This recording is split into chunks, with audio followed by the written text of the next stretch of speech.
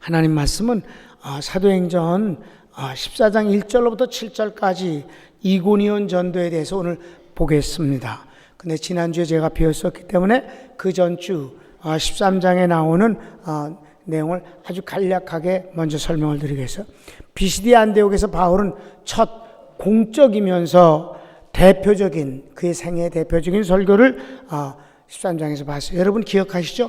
오늘 만일에 사도 바울을 우리가 모셔서 설교를 우리가 듣게 된다면 얼마나 좋을까요? 그랬더니 여러분들이 굉장히 좋아했어요. 그럼 봅시다. 그랬는데 그 내용이 어땠어요? 재미가 없었어요. 엄청난 감동되어지는 내용들이 없었습니다. 예화도 없었습니다. 그런데도 불구하고 사람들이 크게 은혜를 받고 다음 주에 또 당신의 말씀을 듣기를 원합니다. 그랬더니 그 다음 주에는 그 성에 많은 사람들이, 대부분의 사람들이 몰려왔다고 그랬습니다.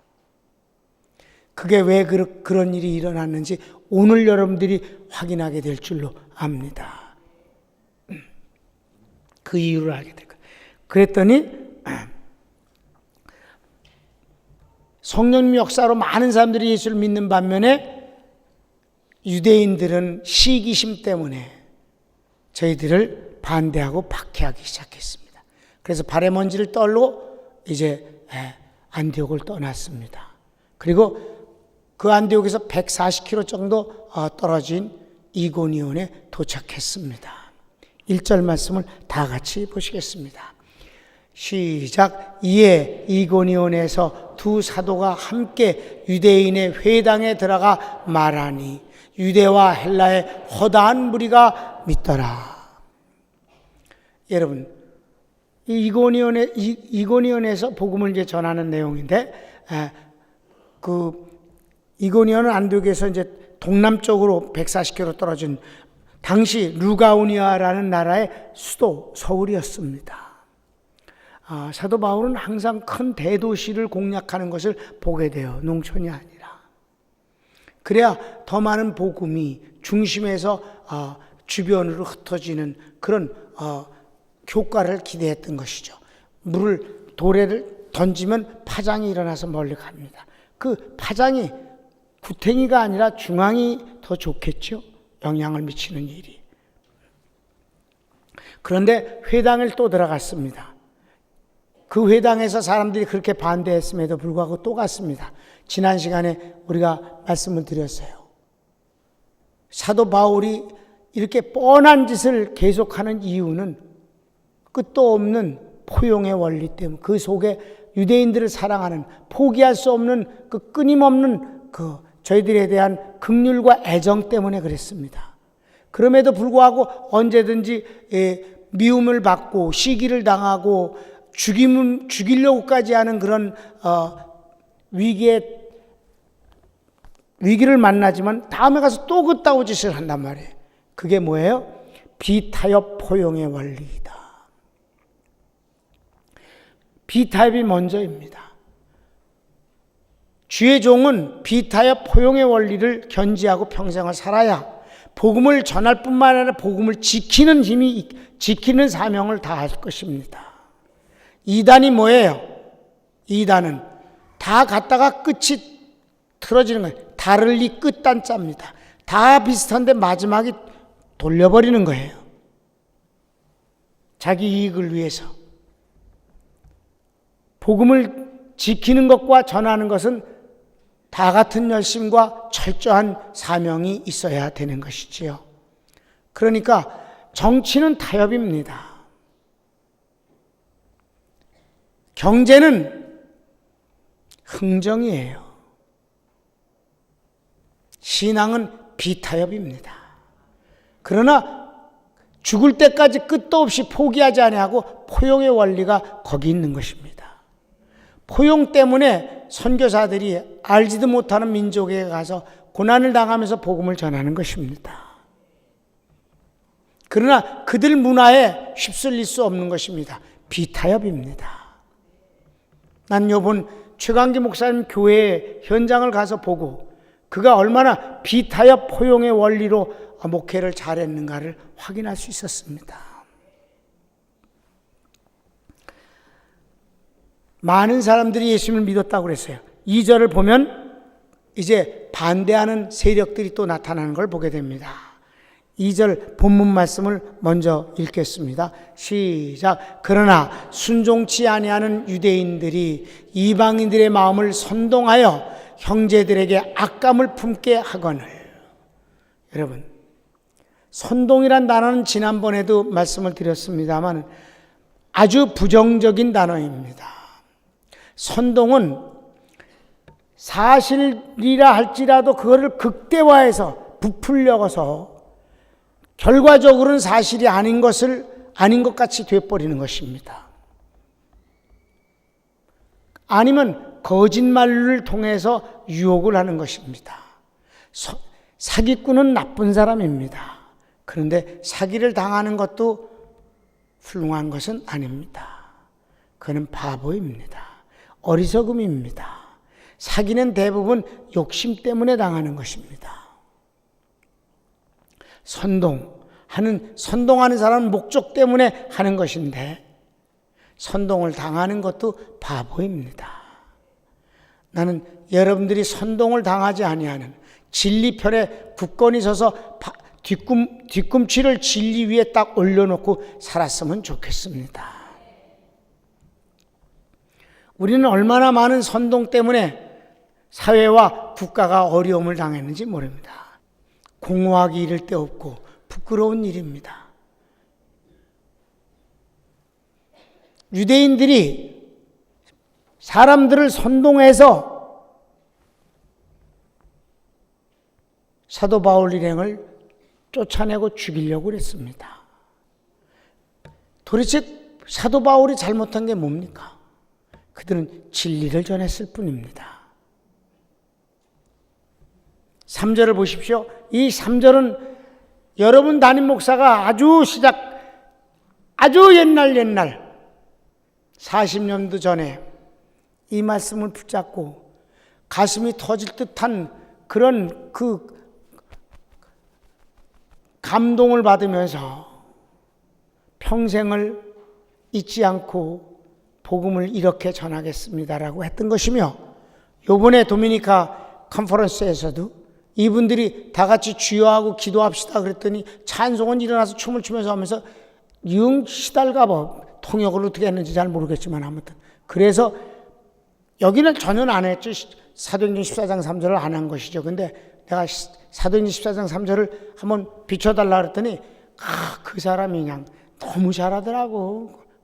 이 컴퓨터 하는 사람이 금방 그냥 멀티비전에 올려버리더라고요. 그래서 그거를 하나하나 설명을 했습니다. 약 3분에 걸쳐서. 그리고 다시 한번 기도하자고 그랬더니 그들이 다들 일어서서 소리를 내서 기도했는데 호텔 지붕이 뚫어지는 줄 알았습니다. 한번 다 같이 3절을 읽어봅시다. 시작. 두 사도가 오래 있어 주를 힘입어 담대히 말하니 주께서 저희 손으로 표적과 기사를 행하게 하여 주사 자기 은혜의 말씀을 증거하시니. 잘 보십시오. 여기서 설교하는 사람은 두 사도였습니다. 그런데 첫 번째 뭐라 그랬어요? 주를 힘입어서 복음을 전했다고 그랬습니다. 주를 힘입어, 다 같이 주를 힘입어. 자기 능력으로, 자기 말재주로, 자기 언어의 표현으로, 웅변으로가 아니라 주님을 힘입어, 성령을 힘입어 말씀을 전했다는 거예요.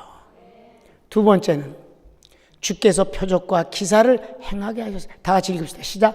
주께서 표적과 기사를 행하게 하셨습니다. 표적과 기사는 뭐예요? 성경에 한 8군데가 나옵니다. 표적과 기사라면. 표적이란 말은 그보다 더 많이 나옵니다. 표적과 기사가 제일 먼저 나오는 건 하나님이 세우신 교회, 초대교회의 특징이 4가지가 있는데 그 중에 첫 번째가 그겁니다. 자, 읽어보실게요. 사도행전 2장 43절 초대교회의 특징입니다. 첫 번째, 시작. 사람마다 두려워하는데 사도들로 인하여 기사와 표적이 많이 나타나니 라고 그랬어요. 여러분은 여러 번 설명을 들었어요. 기사와 표적. 근데 기사를 빼놓고 보통 표적이라는 말이 더 많이 나옵니다. 기사든 표적이든 간에. 이것은 90% 이상이 병 고침과 귀신 추방입니다. 그러니까 사도 바울들이 복음을 전하면서 병 고치고 귀신을 추방해 줬어요. 이건 주님이 고치시는 것입니다. 세 번째 봅시다. 특징이 다 같이 시작. 자기 말씀을 증거하십니다. 여기서 자기란 주님입니다. 주님이 자기 말씀을 스스로 증거하십니다.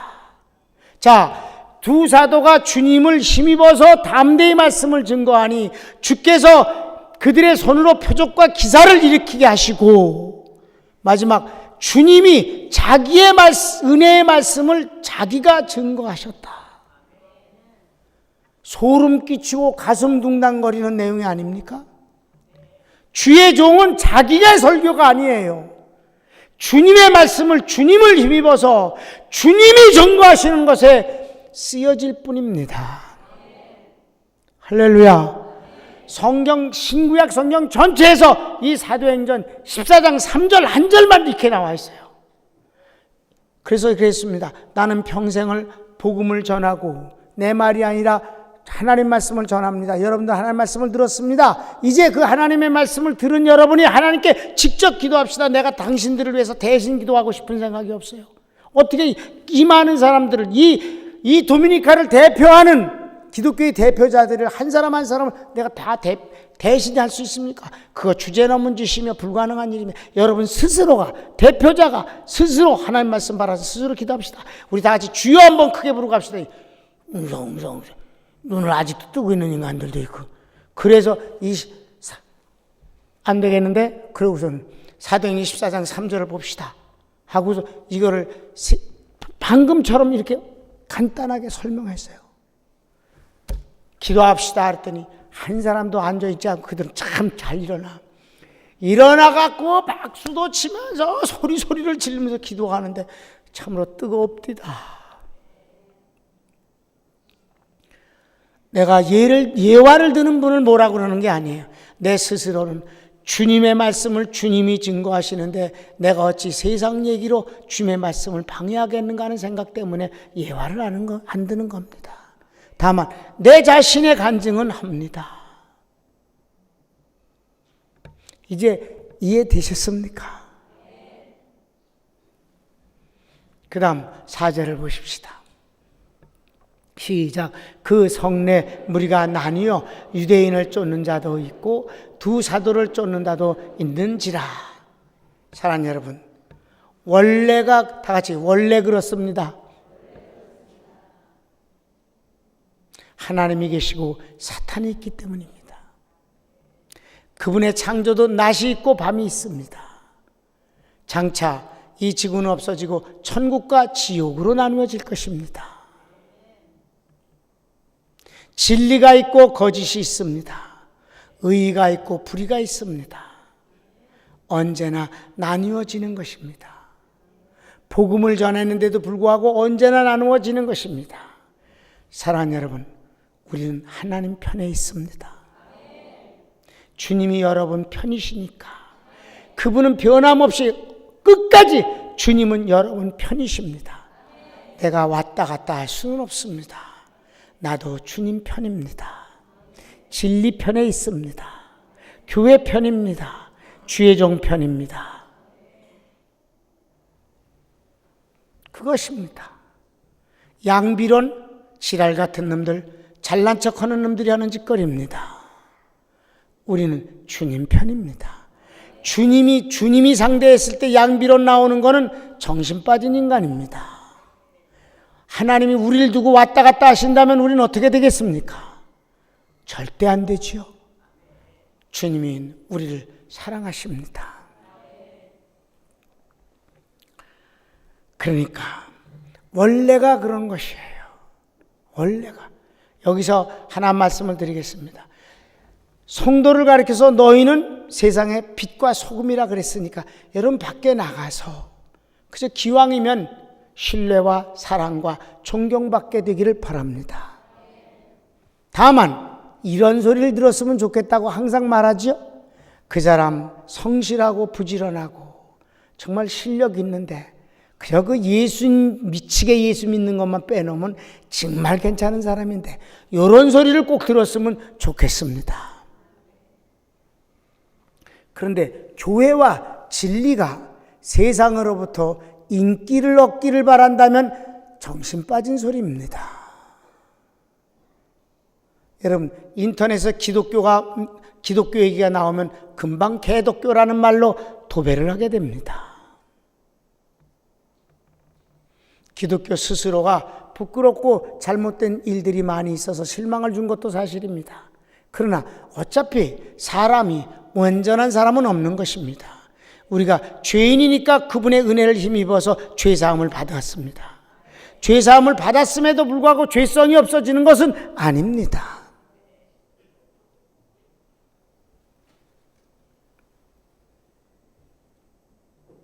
그런데 교회가 복음을 모르고 죄성이 있는 부족함임을 말하지 아니하고 남보다 훨씬 윤리적으로나 모든 면에서 훌륭한 척 하는 데서부터 자기 발목에 고랑을 차는 것입니다. 예수님을 닮는다느니 주접을 떠셔. 여러분, 우린 예수님 못 닮아요. 그분은 하나님이시니까, 우린 피조물 사람이니까 못 닮고, 그분은 근본적으로 죄가 없으시고 우린 죄성이 씻어질 수가 없는 존재이니까 그분을 못 닮습니다. 흉내내기는 가짜입니다. 우린 주님을 본받기 위해서 힘쓸 뿐이옵시다. 우리는 매일매일 더러워진 발을 주님 앞에 내놓고 씻겨달라고 부탁해야 하고, 송구스럽지만 씻어달라고 해야 될 사람입니다. 이젠 많이 좀 닮은 척하는 것은 위선이옵시다. 우린 삶의 길이가 길어질수록 죄를 지은 것이 더 많아질 뿐입니다. 그러나 그보다 더 큰 것이 주님의 보혈로 씻겨진 은혜가 말할 수 없이 더 크다는 사실입니다. 그분의 은혜를 갚을 길이 없어요.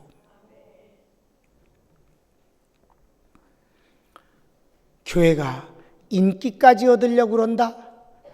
주접을 떠셔. 웃기지도 않는 짓이며 그보다 교만한 짓이 없습니다. 그건 반드시 실패할 것입니다. 교회는 세상으로부터 욕을 얻어먹고 핍박을 받는 곳이지 인기를 얻는 곳이 아니오시다. 하나님의 뜻을 행할 뿐입니다. 5절을 보실까요? 5절을 읽겠습니다. 4절 읽었나? 읽었죠? 5절 시작. 이방인과 유대인과 그 관원들이 두 사도를 능욕하며 돌로 치려고 달려드니. 자, 여러분, 이미 연결될 말씀이지만 반대자들의 박해가 아주 심한 것을 말하는데, 도대체 바울 일행이 뭘 잘못했어요? 도둑질을 했습니까? 정치적인 세력을 규합을 해서 무슨 전복을 하려고 그럽니까? 윤리적으로 뭐 잘못된 것이 있었어요? 복음을 전했어요. 예수님이 그리스도시고 그분을 믿어 구원받고 그분을 힘입어서 축복받으라는 것뿐입니다. 그런데 왜 이렇게 미치게 미워하는 거예요? 왜 돌로 때려 죽일 만큼 증오를 표현하는 거예요? 악한 자들이 시기심 때문입니다. 특별히 재미있는 건 언제든지 관원들은 핍박하는 자들 편에 선다는 사실입니다. 세상 정치 집단은 주님을 좋아하지 않습니다. 어디나 마찬가지입니다. 언제도 그랬습니다. 그들은 표를 의식해서 극렬하게 싫어하는 사람들의 마음에 비유를 맞추고 아첨을 합니다.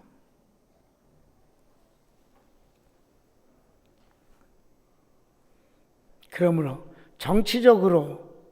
교회가 정치적으로 야합을 하는 것은 별로 좋은 모습이 아닙니다. 교회는 교회일 뿐입니다.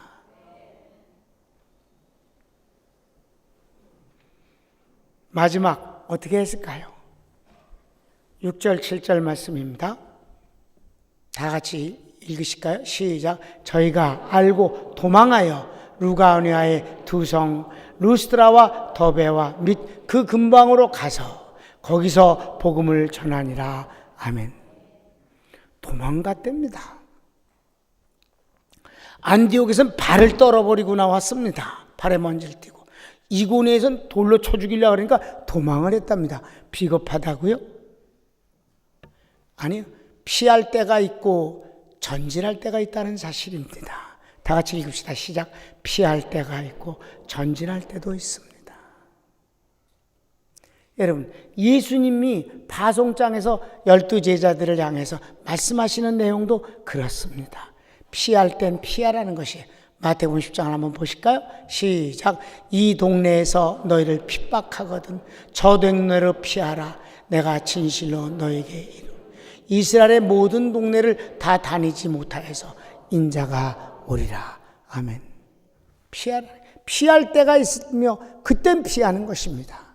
예수님도 우리가 복음서를 읽어보면 약 4번이나 주님이 피하시는 것을 보게 됩니다. 그러나 전진할 때도 있어요. 주님이 십자가에 못 박히실 때가 다가왔을 때, 분위기가 아주 험악해졌을 때 헬라에 사는 유대인들이 이스라엘에 와서 예수님을 헬라로 모셔가려고 했습니다. 그때 주님이 거절하시면서 하시는 말씀이 그것입니다. 하늘의 미랄이 그대로 있으면 하늘 그대로 있지만 땅에 떨어져 죽어 썩으면 많은 열매를 맺느니라. 당신은 죽으시겠다는 것입니다. 사도 바울도 그리했습니다. 사도 바울도 이렇게 여러 번 피하는 일들이 앞으로도 계속해서 피하는 일이 많지만 결정적으로 전진할 땐 죽으러 가는 길에는 저가 조금도 주저하지 아니하고 갔다는 사실이에요. 한번 보실까요? 사도행전 21장 13절 시작. 바울이 대답하되 너희가 어찌하여 울어 내 마음을 상하게 하느냐. 나는 주 예수의 이름을 위하여 결박받을 뿐 아니라 예루살렘에서 죽을 거도 각오하였노라. 예루살렘에서 죽진 않았어요. 그러나 죽을 각오로 갔다는 거예요. 체포당하고 감옥 가는 건 아무것도 아니다라는 것을 그때 가지 말라고 막 말렸을 때입니다. 마지막 선교 여행을 마치고 갈 때입니다. 죽을 각오로 하고 가겠다 그랬어요. 이번에 최광기 목사님하고 개인적으로 얘기를 나누면서 그가 학교를 다닐 때 내가 한 말이 기억난다는 게 그걸 자기가 마음속에 품고 이렇게 음미한다고 그래요. 그게 이제 디모데후서 4장 7절 8절의 말씀이라고 그래요. 그런데 그래서 내가 그렇게 말했어요. 그래, 디모데후서 4장 7절 8절을 그땐 죽을 때 가서나 하라. 바울처럼. 바울이 그때 바로 순교당하기 직전에 한 말이니까. 그런데 그렇게 죽기 전에 그런 말을 할 수 있으려면 다른 말씀이 또 있다. 그 말씀을 하는 것이 좋다라고 그랬어요. 그게 바로 사도행전 20장 24절이에요. 우리 교회 교패를 쓴 분이 KBS 한동수 장로님입니다. 그분이 나한테 성구를 하나 써서 선물로 드리겠다고 그래요. 내가 15년 동안 KBS 성서 연구를 마치고 이제 그만할 때 선물을 주겠다. 그래서 사도행전 20장 24절을 써달라 그랬어요. 내가 평생을 그 마음을 품고 삽니다. 그렇게 살든 못 살든 아무튼 그렇게 살고 싶습니다. 나의 달려갈 길과 주 예수께 받은 사명 곧 하나님의 은혜의 복음을 증거하는 일을 마치람에 있어서는 내 생명을 조금 더 귀한 것으로 여기지 아니하겠노라. 이게 바로 사도 바울이 예루살렘을 향해서 죽음을 각오하고 들어갈 때 한 소리입니다. 아까 21장에 나온 말씀 바로 앞에서 이 말씀을 한 거예요. 가지 말라고. 다시는 너희들의 얼굴을 보지 못할 거라고 그러니까 그들이 막 울으면서 뭐하러 위험을 찾아가냐. 피할 때가 있고 전진할 때가 있다. 비겁해서 피하는 게 아니라 그렇다. 그래야 이제 디모데후서 4장 7절 8절을 마지막에 이 말씀을 할 수 있지 않겠는가 하는 것이지요. 내가 선한 싸움을 싸우고 나의 달려갈 길을 마치고 믿음을 지켰으니 이제 후로는 나를 위하여 의의 면류관이 예비되었으므로 주 곧 의로우신 재판장이 그날에 내게 주실 것이니 어찌 내게만 아니라 주의 나타나심 주의 재림을 사모하는 모든 자들에게니라. 그가 이제 순교를 바로 앞두고 나의 달려갈 길을 다 달리고 선한 싸움을 다 싸웠다. 이제 후로는 내게 의의 면류관을 주실 그분을 만날 일만 남았노라. 얼마나 자신만만하고 멋진 고백인가. 제가 이번에 도미니카에서 한 번만이 아니라 좀 와달라고 도미니카를 위해서 하도들 그래갖고 그분들이 워낙 그렇게 해서 제가 그렇게 말했어요. 제가 사실 좀 일찍 시작했으면 좋았는데 우리 교회 뭐 형편도 그렇고 그래서 늦게 시작했는데 100나라 정도 나가서 복음을 거기 그 나라를 위해서 온 선교사들을 위해서 복음을 전하고 그러면 그들이 각자 흩어서 그 민족들에게 복음을 전할 터이니까 그걸 하고 싶습니다. 1년에 10나라를 간다던 치더라도 80까지 한다고 하더라도 100나라 좀 넘겠는데 어찌 한 나라를 2번 가겠습니까? 그랬더니 그들이 아무 말을 못했는데 아주 실망하고 그래요. 그 마지막엔 같이 밥을 먹으면서 방송하기 바로 전날 저녁에 내일 방송을 아나운서가 질문을 하려고 그랬었는데 앵커가 하려고 그랬는데 제가 직접 하겠습니다. 전 방송 사장입니다. 현재는 거기 장관이에요. 그 나라에. 그래서 그 장관급들하고 같이 몇 사람이 같이 이렇게 방송을 하게 됐어요. 그러면서 또 부탁을 하길래 제가 뭐라고 여러분들이 그렇게 하는데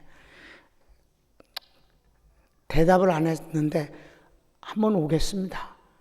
내가 1월 달에는 대신방을 하기 때문에 스케줄을 안 잡는데 그럼 1월 달에 내가 한번 오겠습니다. 이랬더니 밥 먹다 일어나서 그들이 왜 이렇게 일어나서 박수 치는 걸 좋아하냐. 나의 달려갈 길과 주 예수께 받은 사명 곧 하나님의 은혜의 복음을 증거하는 일을 마치려 함에 있어서는 내 생명을 조금도 귀한 것으로 여기지 아니하겠노라. 여러분이 함께해 주셔서 감사합니다. 오늘 이 이고니온에서 사도 바울이 전하는 내용이 아니라 그 14장 3절 말씀이 얼마나 내게는 일평생에 흔들리지 않냐는 어떻게 설교를 해야 되는지를 분명히 가르쳐 주신, 그리고 그 평생을 거기서 멀리 떠나지 아니하게 하신. 그래서 많은 가까운 친구들이 복음을 열심히 잘 전하다가 한 5년이나 10년 뒤에 만나서 설교를 들어보면 전혀 다른 모습으로 설교하고 있는 모습을 보면서 정말 조심스럽게 내가 붙잡고 사도행전 14장 3절을 다시 한번 자세히 읽고 기도하고 복음을 전해봐. 내가 보기에는 당신이 변한 것 같아 라고 말한 적이 있습니다. 그것도 아주 친한 친구에게만 할 수 있는 소리죠. 뭔 소리인지 모르는 사람한테는 해봤자 소용없는 거고, 복음을 아는 사람들에게만 통하는 얘기겠지요. 사랑하는 여러분, 우리 하나님 앞에서 하나님과 더불어서 하나님 편에 서서 멋지게 삽시다. 손을 모아요.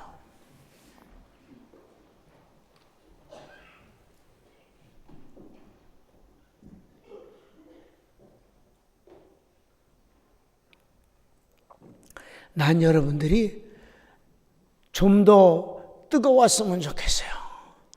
아니, 그게 부럽더라고요. 내가 그 사람들을 보고 이렇게 말했습니다. 우리 한국 사람들 마음이 따뜻합니다. 정말 따뜻한데 여기 와 보니까 여러분은 뜨겁습니다. 이 뜨거운 여러분에게 진짜 복음이 들어간다면 여러분들은 정말 멋진 사람이 될 것입니다. 정말 그렇게 생각해요. 그 열정에 복음만 들어가면 그들은 그저 감정만 충만해요. 그냥 궁뎅이들만 흔들고 춤만 추고. 뜨겁다고, 여러분들 뜨겁다고. 이 뜨거움 속에 복음이 들어가면 얼마나 좋겠는가. 그게 내 소원이라고 그렇게 말했어요. 낭주에 인사를 하는데 거기는 인사를 꼭 끌어안고 이렇게 얼굴을 이렇게 대면서 인사를 꼭 안고 해야지 손만 붙잡고 하는 데가 없어요. 이건 남자고 여자고 가리질 않아요, 다. 어떤 사람, 두 사람이 나한테 이렇게 끌어안고 인사를 하면서 목사님이 더 뜨겁습니다. 우리보다 목사님이 더 뜨겁습니다. 그래.